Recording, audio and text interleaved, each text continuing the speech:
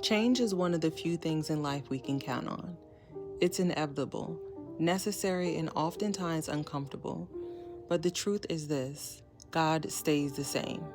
Even when life shifts around us, God remains steady, and because He is steady, we can trust Him through every beginning, every ending, and every season in between.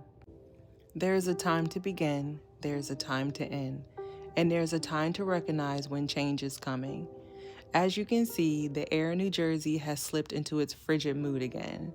Yet my heart still remembers the summer, when I let my children run barefoot through the front yard and across the back lawn. And in the fall, my 4-year-old hadn't made peace with the seasons yet. In his mind, every season was still the same.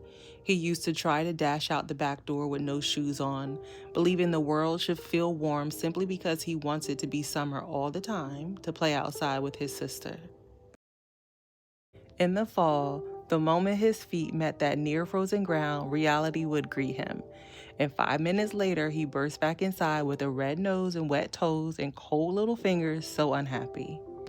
He hates cold fingers, and every time I would gently remind him, listen, if you listen to mommy, you can stay outside a little bit longer and you wouldn't have to run back inside because you're cold.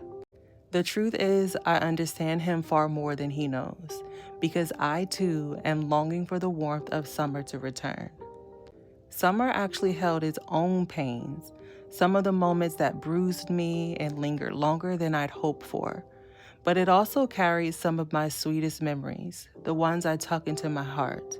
Nature has always been one of my greatest teachers, whispering to me natural rhythms and cycles. So as much as I prefer the warmth of July over the sharp winds and snow of December, I know that this cold part is one of the natural ways of things. Seasons actually shift. Leaves fall, the air chills, and the snow comes down. And once again, we have to let life have its process. Far too often, we fight the very shifts God is trying to bring into our lives. But resisting change doesn't stop it. It only makes the transition harder. As believers, we are actually called to cooperate with what God is doing, not cling stubbornly to what we used to be. And if you are not a believer in Christ Jesus, please just take a moment to take Him up on His word. Change does become easier when we understand that if you're not changing, then you're not growing. And Romans 13 reminds us not to drift through life half awake or stagnant. Honestly, growth requires motion. Transformation requires surrender, and surrender requires trust.